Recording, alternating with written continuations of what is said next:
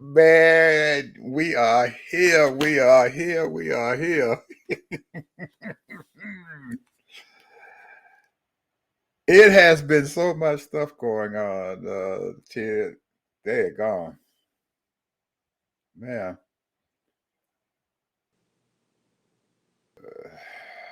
I don't know what to say, man. It's been, you know, that we have to start out most of our shows and stuff and everything with what's going on in this campaign, and speak about it for just a little bit, and then get on to whatever agenda that we got.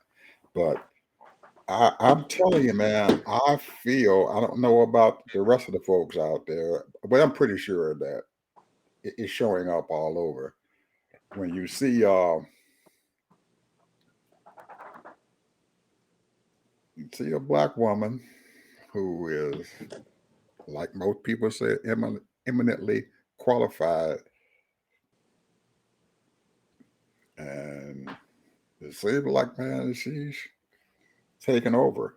Um, we're not going to get too high. We're not going to get too low, because we know that they're going to come out and be attacking girlfriend with all kind of stuff, and they're going to find as much dirt as they can on her. And everybody's life has a few ups and downs and stuff in it. So they even put out a picture of her with somebody and everything that I guess she used to go with before she married her husband. Really? Yeah, I forget who it was. It was some big media guy and stuff and everything. I'm not gonna. Martell? I think it was. Martell. Yeah, Montel Williams. I think that was it. And they're trying to put that out there, and everything is showing that she was dating this guy and stuff and everything. But she wasn't married then, so I don't see what the big deal is. And then they're trying to say that they're going to pin this immigration stuff on her. And when you reach out there and start grabbing at straws because you uh, think that the fight has made a turn, and that they're counterattacking you, and you start doing crazy stuff, sometimes it comes back to bite you. And I'm hoping that when they do bring that up, it gonna, it's gonna probably backfire in their face, because I don't know if you remember, but old Trumpy boy called up the boys and told them, after they had an immigration thing going on, he calls up and said, "Hey, don't pass that stuff in the house," and the house didn't pass it. So how you gonna blame her for something that you did? I don't know. Well, let's put it like this, and I'm gonna just say this about immigration. Biden had an immigration proposal the first month he was in office. They would not Correct. even bring it to the table. Correct. So that right there is a non-issue because he did the best he could of what he wanted to do. He wasn't going to separate families, children, from their parents. So I don't know what that was all about. I mean, she's going to have to explain that and how that worked and all of that immigration, undocumented people. But at least they was humane with people. That's all I got to say. Well, even after that, he still did not give up on it. And that's the point that I was trying to make, that he still did not give up on it. And he got an agreement with the Republicans in the Senate. But the Republicans in the House, who control the House, said, "Nope, we're not going to do that." Because Donald Trump called them up and said, "We're not going to do it. We're going to wait until I get in office, and then we're going to do what we got to do." So I don't know how you can pin something on somebody that you were successful in telling your people not to do it. And it's not like they didn't hear or see it when it came out. He never denied it. And the Republicans in the House never denied it when they said Donald Trump didn't want it. So I think that could be a non-starter and stuff for him. But anyway, um, man, I'm very hopeful and stuff. I don't know if you saw her speech and everything that Yeah, she I saw did. it. I saw Both it. of them, both of them. She Yeah, had two of them. I saw both of them. They were basically the same, but they were both of them. Well, I guess when you out there on the stump, you some people probably didn't hear her the day before that talking to her campaign people. So when she got to Milwaukee today and everything, she regurgitated a lot of that stuff that she said there in her stump speech. But I really think that man, it reminds me 2007 when a Barack Obama jumped on the stage in Springfield and said, "Hey, I'm running to be the president of the United States." And from that day forth until 2008, when they elected him, the man was dynamic. It was just a breath of fresh air. And when you listen to her, it seemed like a breath of fresh air. It seemed like that whole thing, man, the whole dynamics and stuff has changed. You from seeing two old white men go at each other, and then now to turn around and the old white man said, "Well, I'm gonna let this black woman handle it now and everything because I can't deal with this other gun." Hey, And let me here, ask you a question. What do these folks want, bro?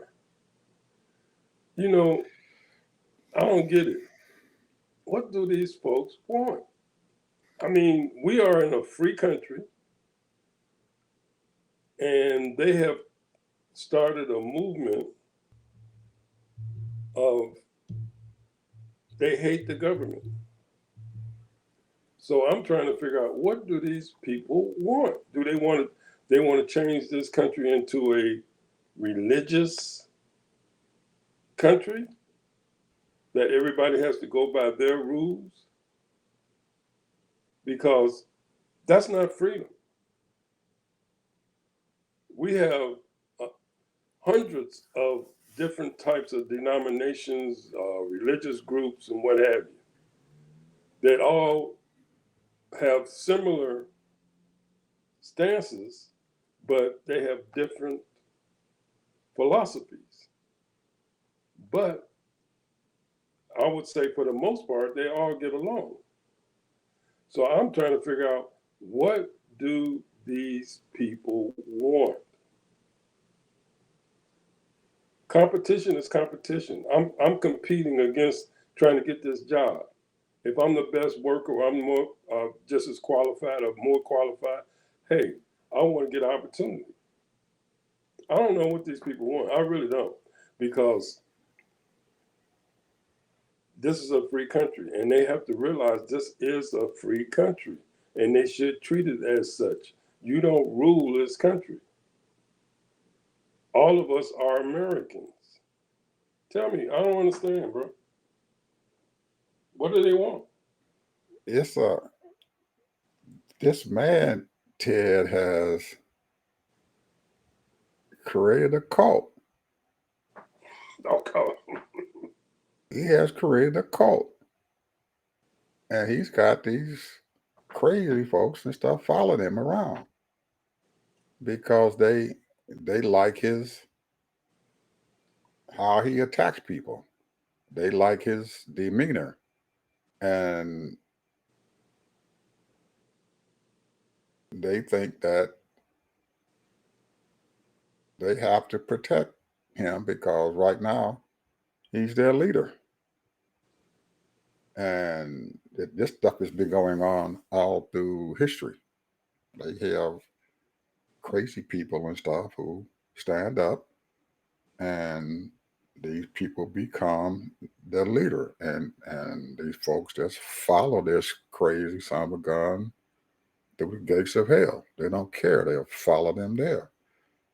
And that's what's going on now in his country with him. He has got a cult. And the people who have the money, the billionaires, want to use him. And he's already told them, just like Kamala said, he told these people that you give me $1 billion, I'm going to do what you want me to do. And so they're giving the money because they're going to get what they want. He's already given them a huge tax cut already, and now he told them he's going to give them whatever they want, along with him taking the country and doing what he wants to do. How do you think Putin has stayed in power there in Russia?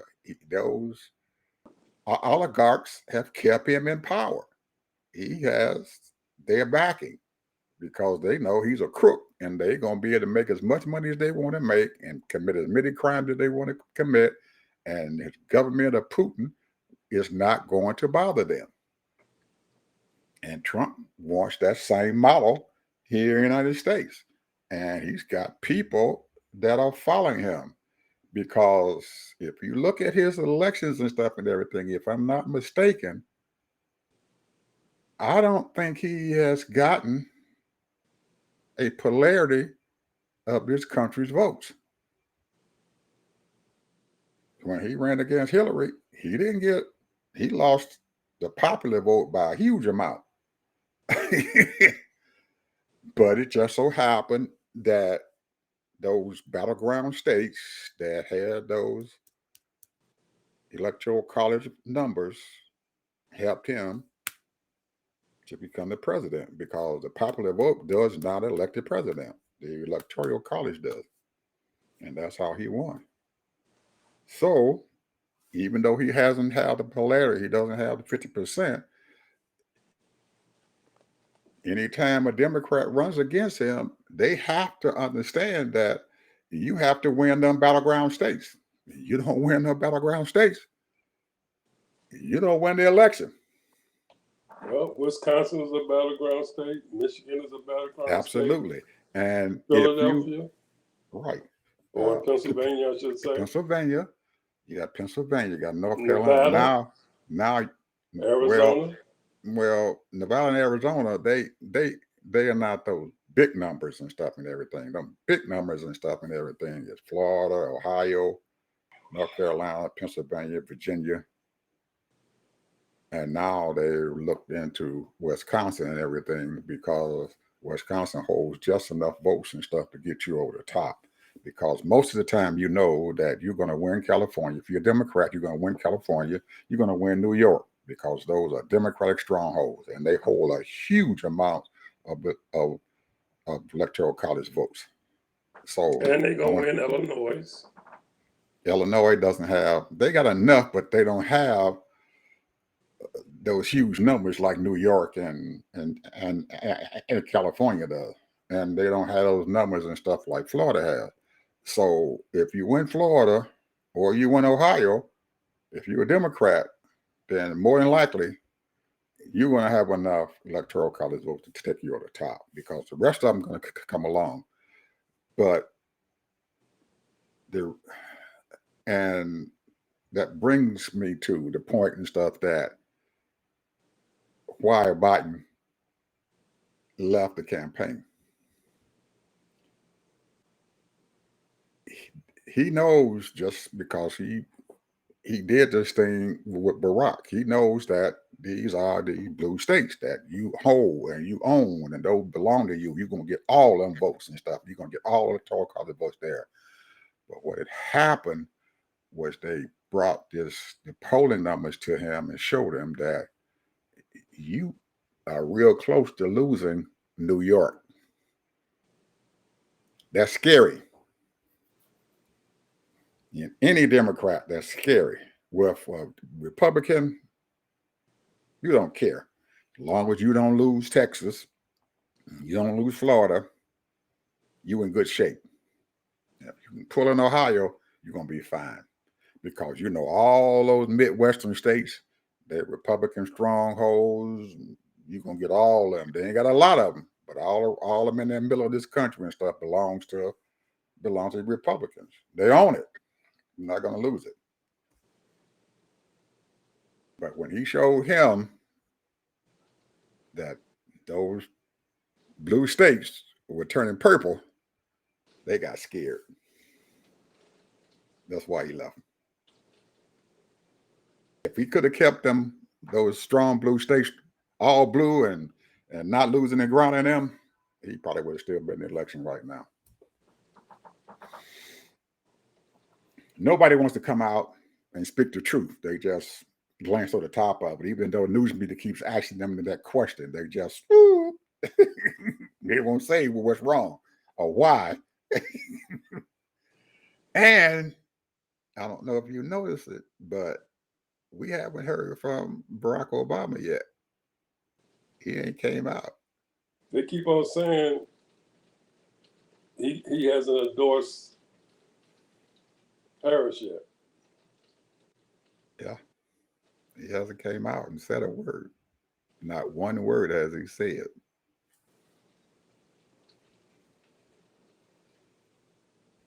Now today they had Schumer, Hakeem Jeffries, did a joint news conference. They supporting her. Hey, Nancy Pelosi already done it yesterday, day before yesterday. She did it. Yay. Clinton did it as soon as it happened. As soon as Biden said, I'm putting her in there, both them Clintons. Oh, we got her. BO ain't came out. What's that about?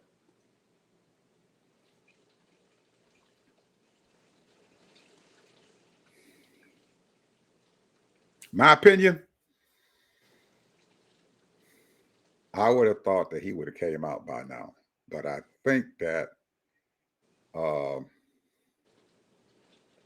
he's probably waiting until Joe comes online and says what he has to say. Because I think that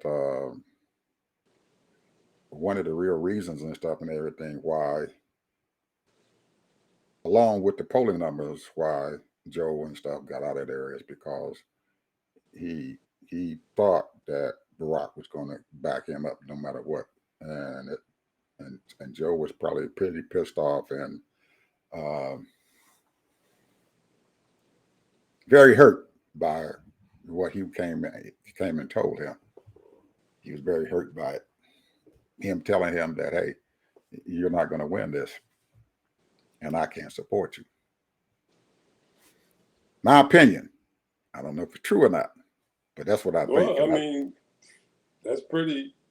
Yeah. It's obviously. Yeah. I think Joe was. Man, he was very upset by that, and that probably shook him to his core. But the Fiesta Resistol, the one that topped all the whole cake, was when his people came back and told him and said, "Hey, man, we're losing this thing bad." And even though he had spent a couple of weeks and stuff trying to right the ship, it wasn't being righted, and because so many people were doing some things about it. And I know that Schumer and Hakeem Jeffries came in there and told him the same thing, that he got to go. But they were man enough and everything to come out and endorse the person that he wanted to take over for him. But I know Barack's going to come back out, Ted. He's going to come out and do something, but I think he's just waiting on some point to happen. And once that point happens, you're going to see him out there. And he's going to be a force to reckon with for Kamala, because in 2007, when he ran for president, Kamala had a lot to do with him becoming the nominee. She was one of the persons, along with the lady in Missouri, the senator in Missouri, who lost her election, who lost her seat. They had a lot to do with getting him. She was big time favorite. Right. She was definitely she was huge, along with Kamala. They were huge in getting him past he needed some women and stuff and everything to override Hillary, and those women they backed him to the hills, and I'm pretty sure that Kamala knows that, and she knows that she needs him to win. She's not going to throw him away, even though what he said to Biden and everything. She's not. She needs him there on the campaign trail with it, and I'm pretty sure that he's going to endorse her. It's just that there's when that point in time hits, he's going to come over. Now, the politics of winning the presidency.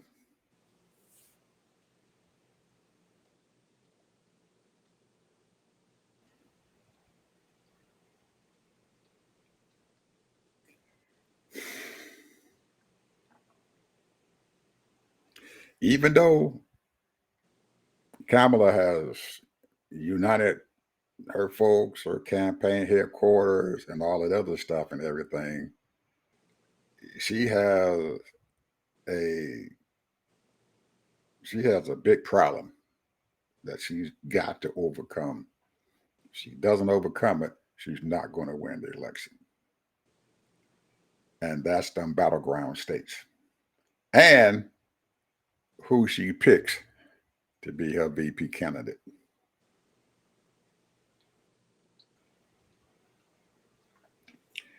It's inevitable that she's probably going to lose Ohio.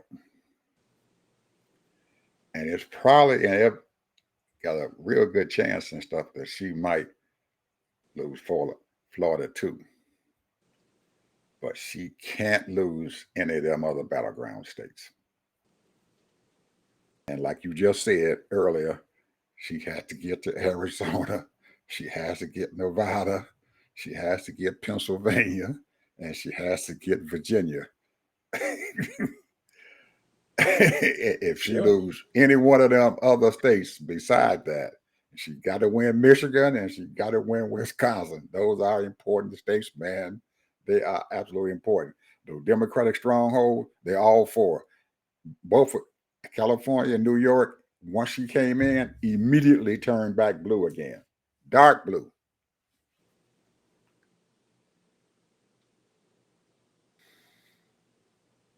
She can't lose. If Trump wins Florida and he wins Ohio, she got a battle on her hands. She can't lose any other battleground states that she can't reach that magic number of 270. So it's going to be important to get her folks out there working and making sure that she doesn't lose any more ground. So every day that she's out there, every day that she's trying to do what she got to do and stuff to get people to back her up and everything, she's going to need it. And she can't have any flubs and stuff. And I'm afraid, Ted, that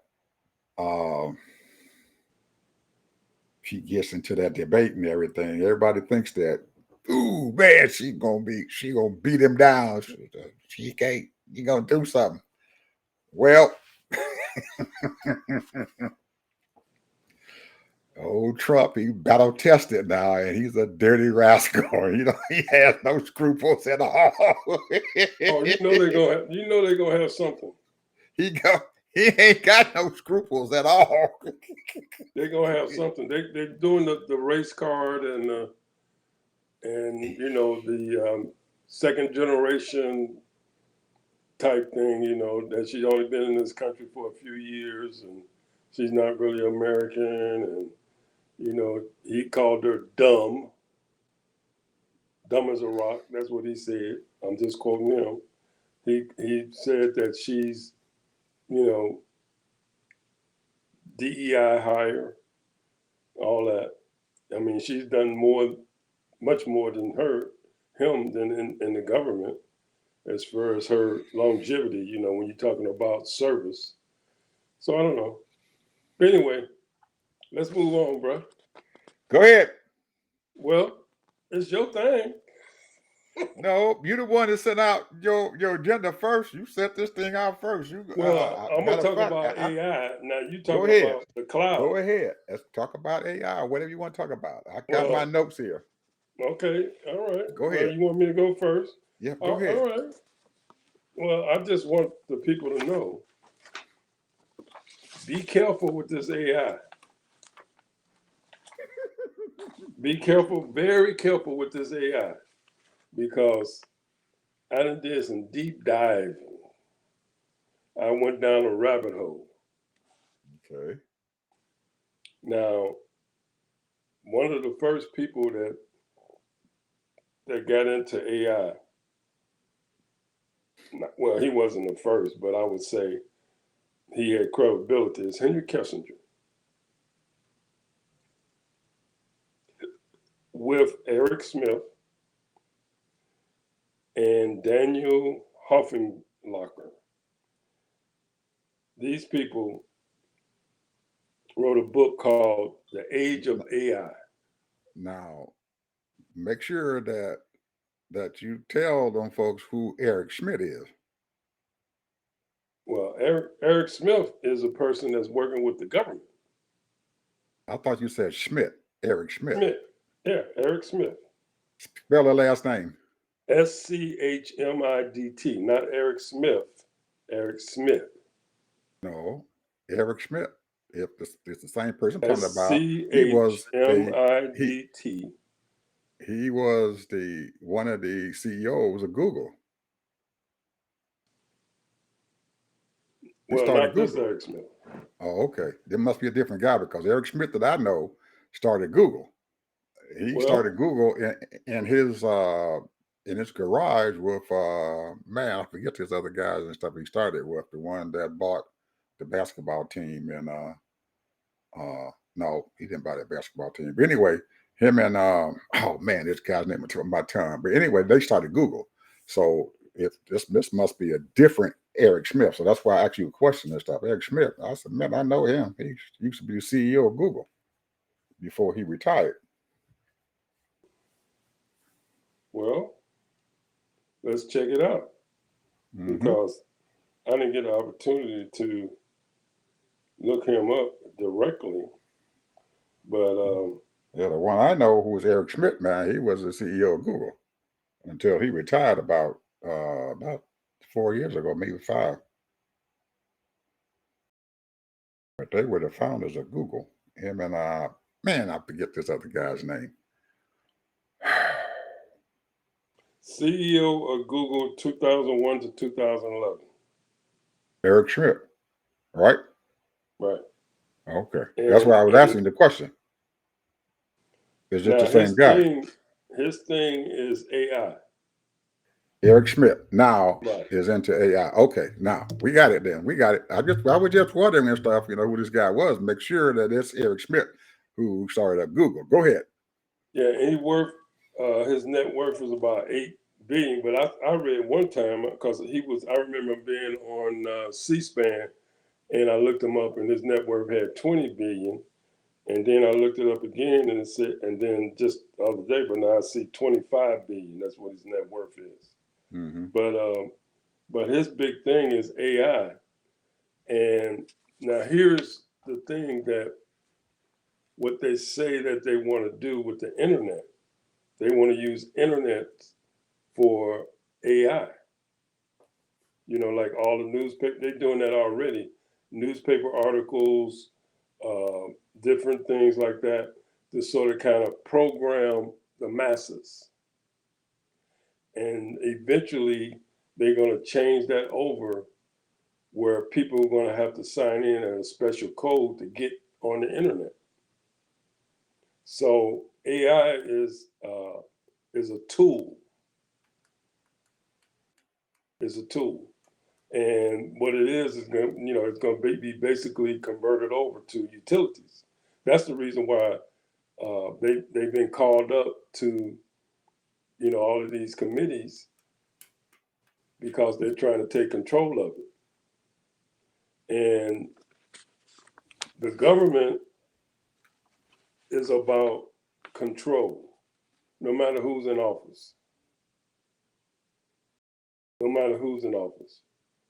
Because right now, the person that is that had backed this Vance guy who's running for vice president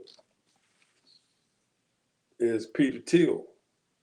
He has a company called Palantir. I guess that's how you pronounce it. Palantir Technologies.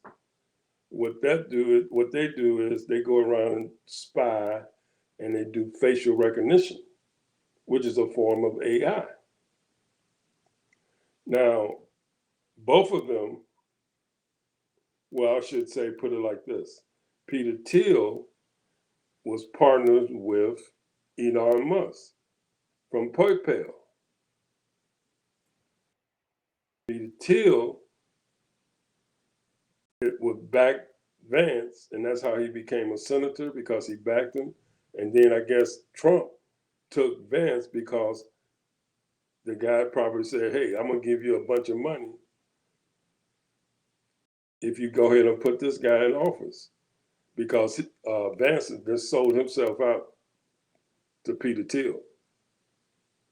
He's 39 years old. If Trump wins, he's the president.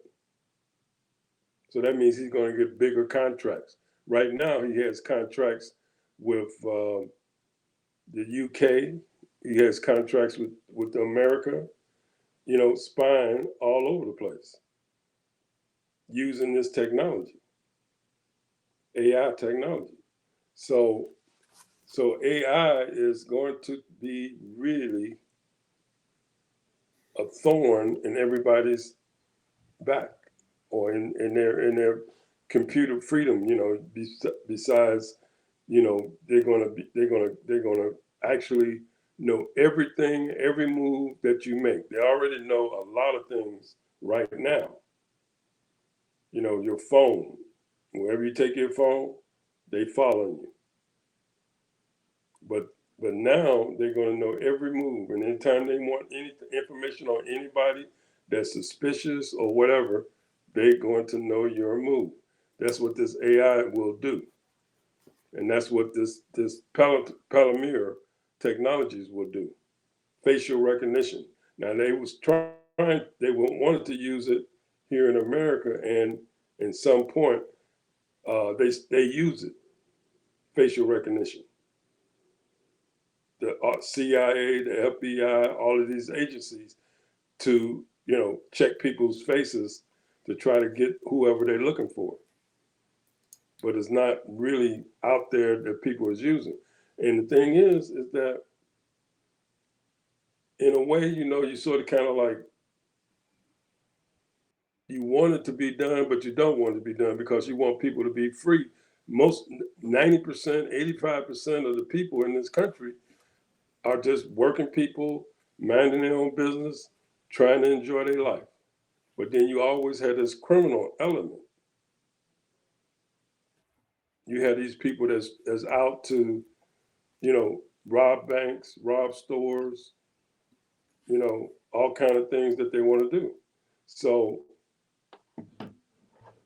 I don't know if it's a good thing or bad thing. I'm all for progression, for progress, and for ingenuity, and for things that make things better. But when you talk about AI, you got about top 30 companies that's out there,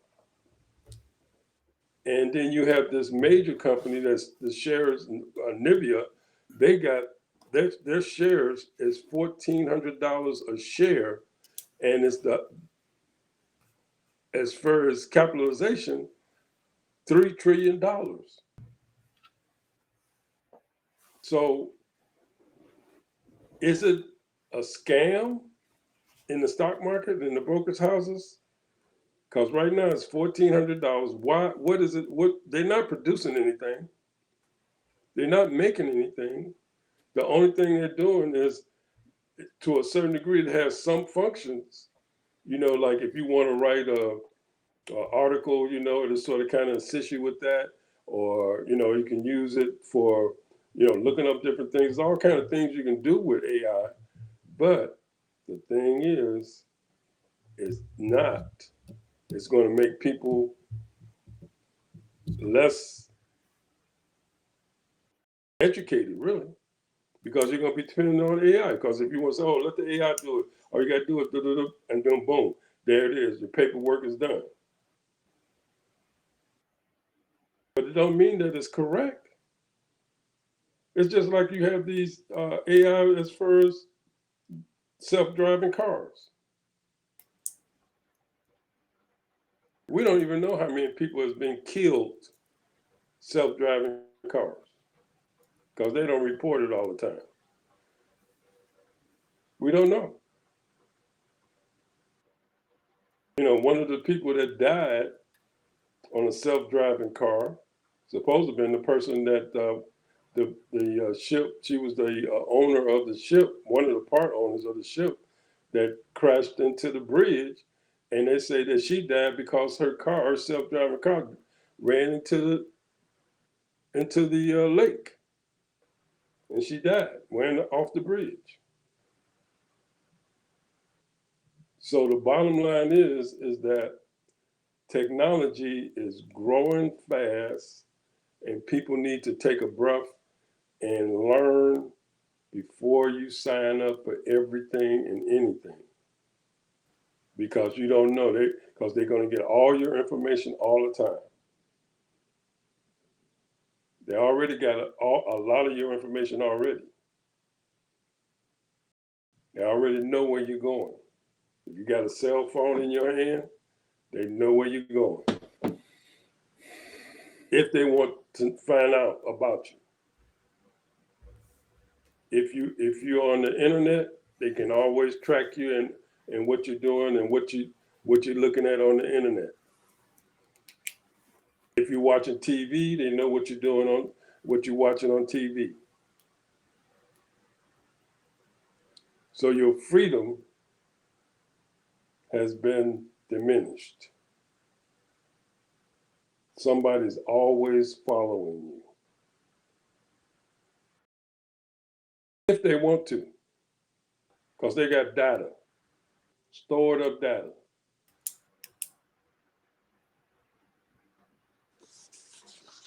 That's my take on the AI. I wouldn't trust it, and it's a scam. Because you got too many companies that's scamming people right now in AI, and they on NASDAQ, they on the market, and all they're doing, they're not producing anything. It's not producing anything.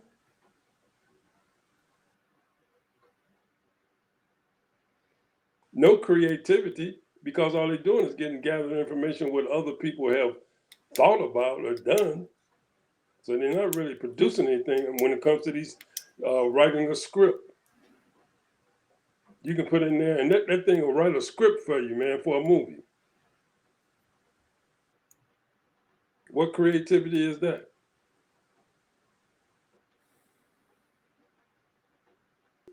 That's all I'm saying. The creativity will be gone. You'll be treated just like a robot.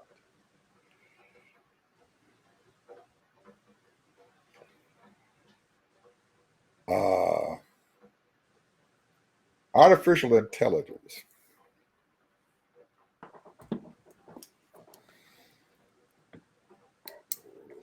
We sometimes, people and Ted, we fear what we don't know. And I myself am embracing artificial intelligence. And the reason why I'm embracing artificial intelligence is because it's here and we're not going to stop it. So my thing and stuff is to find out everything about it, what makes it work, and how I can use it and stuff to help me to do what I need to get done. True. Everything you said is true. They're using it for this and they're using it for that and they're using it for a whole lot of stuff. And a lot of stuff that we don't even see, they're using artificial intelligence and stuff and everything for it. And they're using it as a tool. Even if we didn't have artificial intelligence, we they're going to be facial recognition.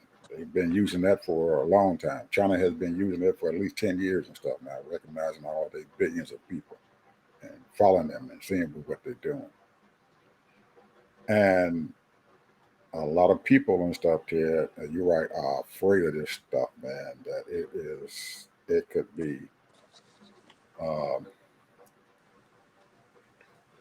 it can be a big danger and stuff for us.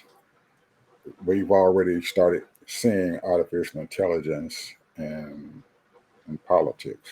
You're seeing it now in in in the airline industry where they're using artificial intelligence and stuff to plot uh, the routes and stuff of planes and stuff while they're in the air.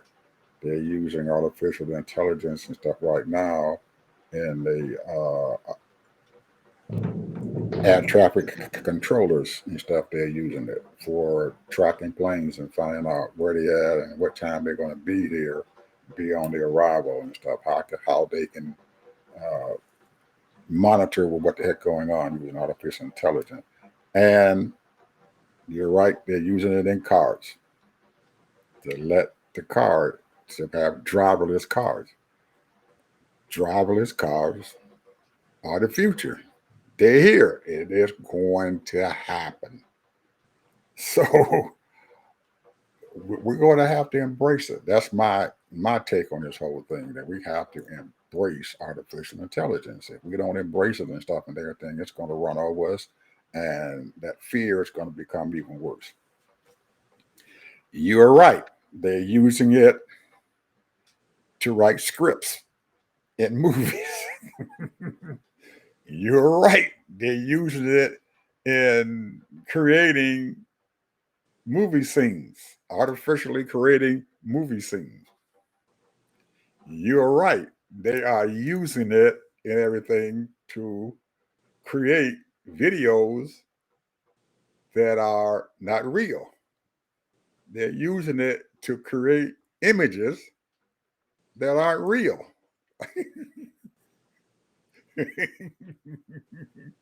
It's happening right now. So we're going to have to figure out a way to deal with it, to embrace it. And the government's going to have to figure out a way to embrace it, to be able to have some sort of roadblocks and stuff on it and everything. So there is some control there because if we don't find someone or the government to figure out how to put roadblocks around it to control where it's going to go and how it's going to be used, yes, it can get way, way, way out of hand. So I use artificial intelligence. I use it. I'll give it a scenario and it will create an article and stuff for me.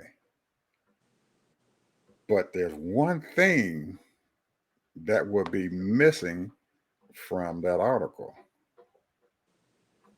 I'm using this stuff as a tool to help me to gather thoughts as a thought thing.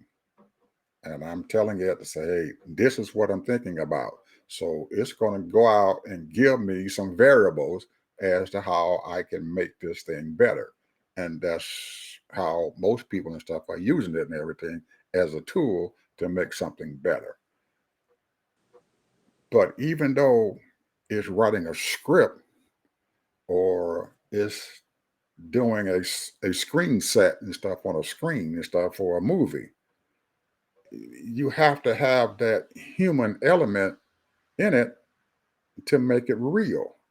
If you don't put the human element and stuff in it, it doesn't become real. There's something in it and stuff that's wrong.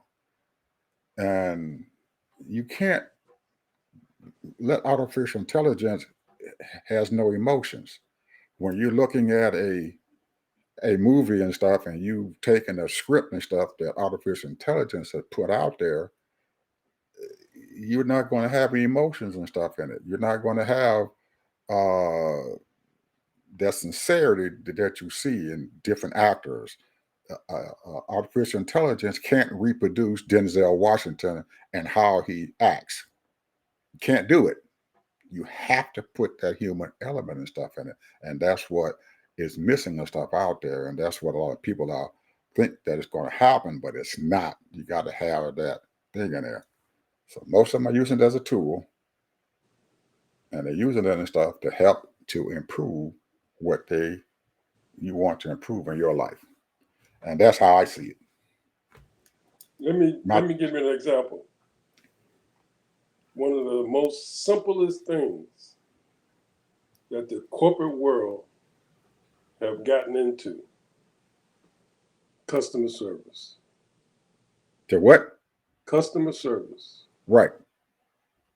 When you call, you get a You get a voice. regular You get a voice. computer. Yes. And then you say, I want to talk to a person. How Absolutely. long does that take? Takes a little while. Takes some time. Right. Because that machine gets very, very um, Specific. They go persistent. by the Yeah, rules. it gets persistent No about mercy. keeping you in that loop. That is that computer who is trying to stop you from getting to see a human. And most of the time, the reason why you can't get to the human is because that human element is not there, because these companies have put 40 or 50% of their faith in this machine. And But they can answer all the questions that you want, because they say punch 2, punch 3 if this, punch 5 is that. but it's not that human. That's why I keep telling you. It ain't. We got to have that human involvement in it. This is You know, why, Ed, the American people are irritated. This is why they're not happy. These people are not happy because we do not have customer service. When you know, I used to work for customer service at the paper, and I did that for a few years.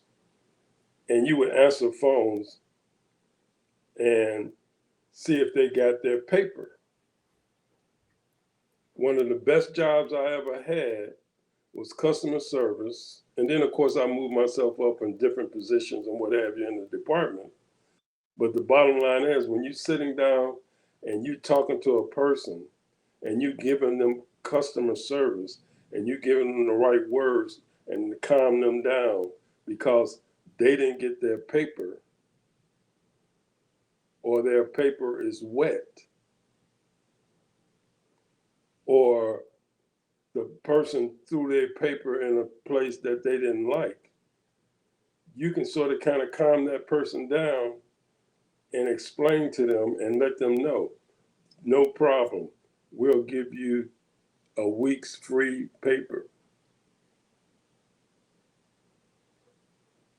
But when you have that AI person get on there, they'll tell you to punch 1 if your paper was wet, press 2 and that's it.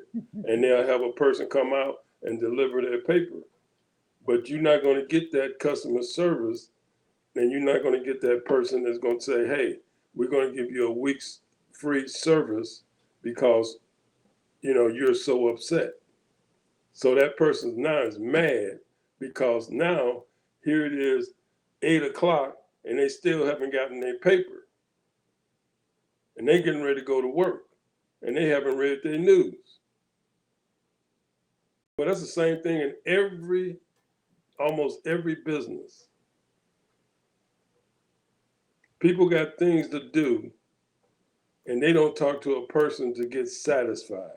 So they're upset Customer service is one of the major things that these corporations say, hey, we can save a lot of money by not having customer service, as many customer service people. If they really have a problem, then they can talk to a person on the line. And then those people, they're not really customer service people. They got other levels of different people that they really handle problems. And that's the problem right now. AI is destroying people's demeanor. That's what that's doing. When people are not getting things that they need to be done. Right now, they're talking about having robots to serve you. Yeah. Yeah. Yeah. So you're not getting that nice waitress or waiter to serve you and speak to you and talk to you and what have you. And see, and same thing when it comes to driving a car. Well, the experience of driving a car is the enjoyment of driving that car. Not for somebody, if I wanted a cab, I'll call a cab. Why I gotta have a self-driving car? That's the deal. So people are getting, when you're talking about millions of people are not getting satisfaction of speaking to a person, because sometimes people just want to vent. And if you got a bad, whatever it is, I don't care if it's a loan officer, I don't care if it's a person that's dealing with kind of whatever kind of service that they're providing, if they can't vent and say, I'm sick of your service, I'm sick of this, I'm sick of that, why don't you guys do better? So they're not really, because these big corporations, they don't care. That's the reason why a lot of them merged. You got 10 companies taking care of the food, all the food industry. Yeah. You don't have individual companies no more. Yeah. They all merged together in one corporation. Yeah. So if I got a problem with, let's say, whatever your favorite cookie is, and I call, I'm not talking to that company. I'm talking to a doggone conglomerate. Yeah. And what they're gonna do? They're gonna send me back, because see, I call customer service all the time. If I don't like the food, for example, I'll give you an example. I'm sort of kind of getting off the subject, but I'm just saying, this is the reason why these corporations have taken over our livelihood, our peace of mind. I used to love Snickers, still do to a certain degree, but I only buy maybe one a month. I used to buy one every week, and so I noticed that the Snicker bar has gotten smaller, and I'm paying more money. It has. And I'm sitting up here, what the heck is going on here? And then it don't taste as good like it used to. So I call up customer service. I get a voice. You didn't call him up then about those Snickers bars. Yes, no. I did. Yes, I did. That's the kind of person I am, bro. That's me. I'm saying I'm paying $1.50 for this doggone little bitty Snicker bar. It's smaller than it used to be. It don't taste as good as it used to be. And so they tried to get me to talk to some doggone AI person, a robot, automation. And I said, no, I want to speak to a person. I spoke to that person, and then they sent me, of course, a coupon. But I told them, I gave them a piece of mind. I said, look, your candy bar don't taste as good. I'm not going to eat as many as I used to. It's smaller and it don't taste as good. Y'all done did something to these ingredients and you done kept something out of something. And that's what people got to do. You got to complain and talk to these people and then stop buying. when you're not getting what you want, stop buying, stop participating in their business.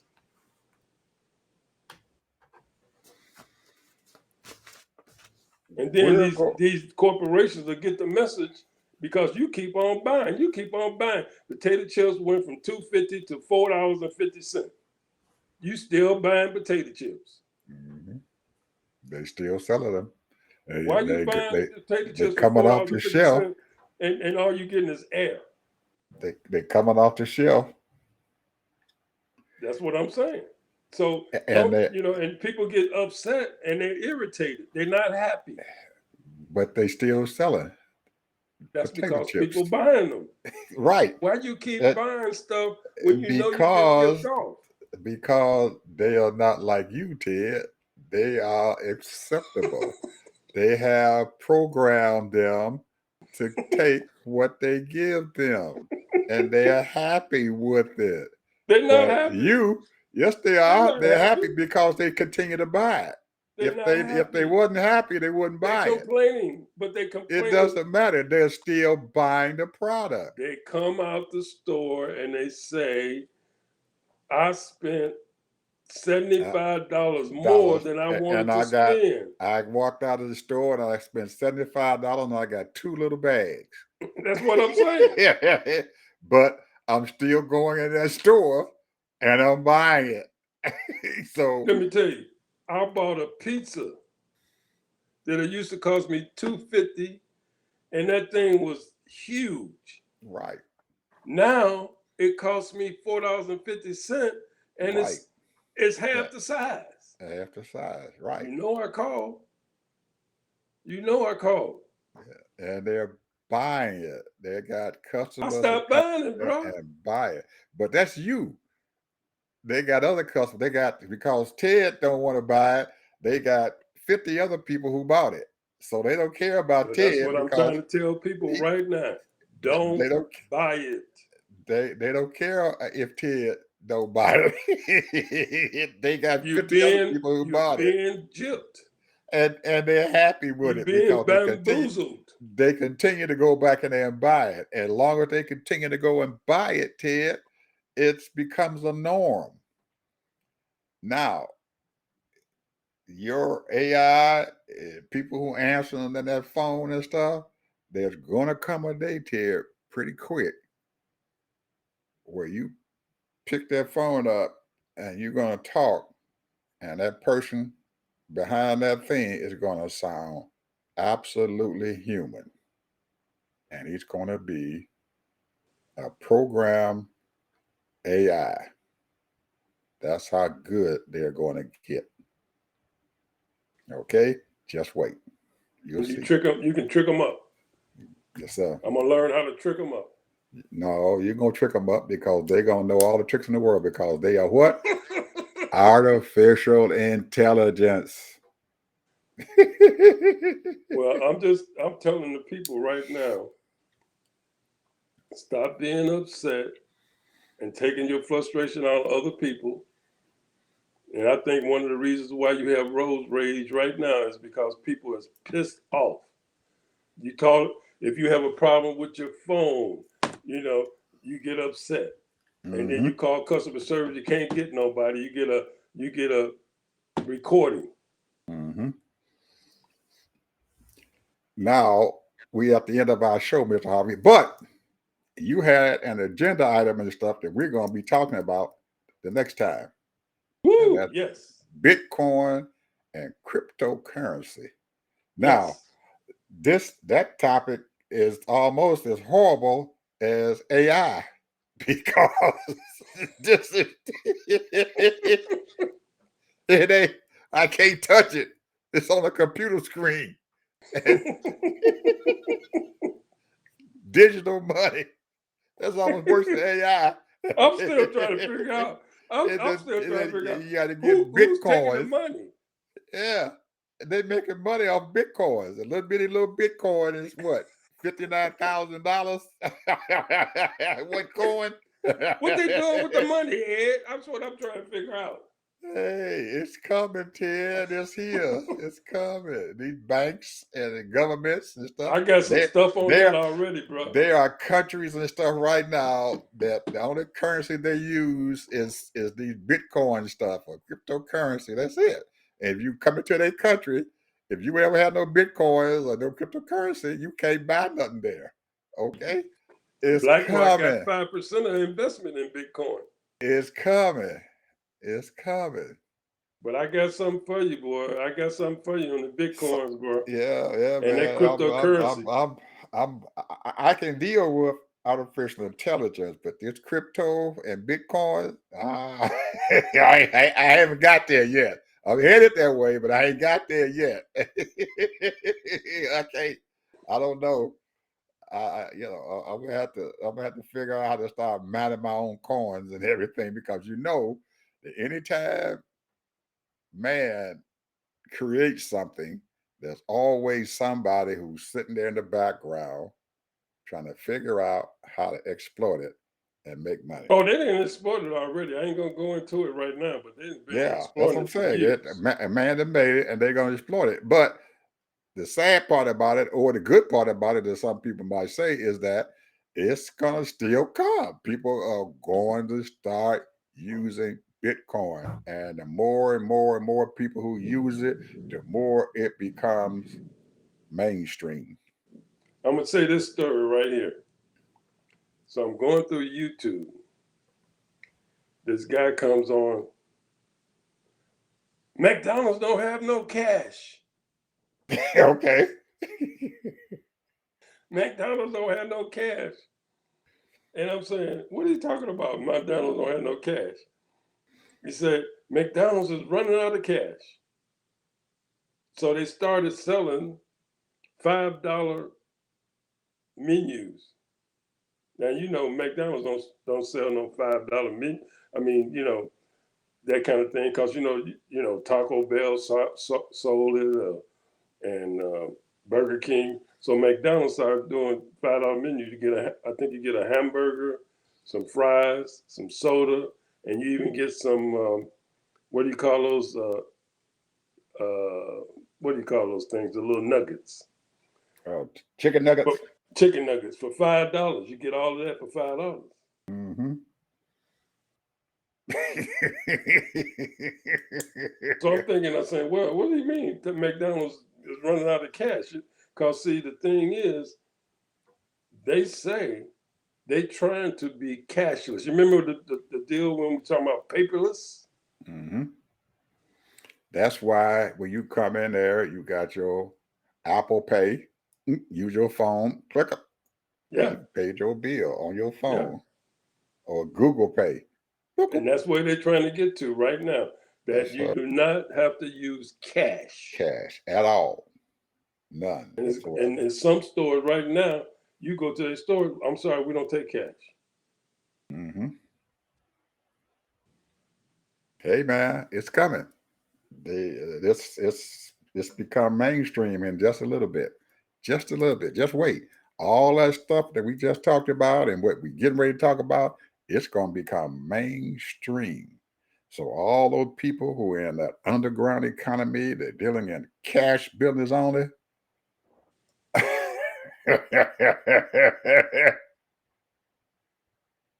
Well, they're going to be dealing with each other because the cash is going to be irrelevant. But they Because, can't. Eventually, they're going to have to reach out and touch that mainstream. You cannot avoid it. It's coming. You can't avoid it. If the banks turn around there and say we're dealing in strictly digital money, you can't bring that green stuff to those other people. And when greenbacks or pesos or cities or yen and stuff, that they become non-existent, then what are you going to do? You can't keep on staying underground. You're going to have to come out and start buying something, and you're going to have to well, use that digital money. I'm going to ask you a question. Go ahead. When you first got your cell phone, did you like to text? My cell phone didn't text when I first got it. Right. The one But I when they got it, start, that's all we can do is talk. With them big old great big old thing with Right, an antenna right. on it. Yeah. But when you got your what do they call these phones now? They're not app phones, but what they call them? I forget the name they call them. But anyway, when you got that kind of phone, you could text it because at first you couldn't text when you got a special, just a regular phone, cell phone. But then all of a sudden now you can text and email and all that Hmm. stuff. Hmm. And you know what? I rebelled. I ain't texting, and my kids, that's all they did. They didn't call me; they just text. It's text. And in They order don't. for me to There's no more. communicate with them, I There's got no to more text. talking. They don't talk on the phone anymore. They text. No, they text. Right. They text. That's it. So what you saying? It took me because when you get old people, older Yep. people, elderly Right. people, it Right. takes a while before you adapt and adjust to. Right. Now these younger people, I mean, They're right on top of it. And yeah. those are the people, Ted, who are buying those half bags of potato chips. And those are the folks who buying them half bars of Snickers. They don't know no better. That's They all don't they've know been no able. better. They don't know any better. That's all they've had. If that's all they had, it become mainstream to them. Anyway, people, it was nice talking to you guys and stuff and everything. And everybody out there, y'all have a good day. And we shall be back on Thursday.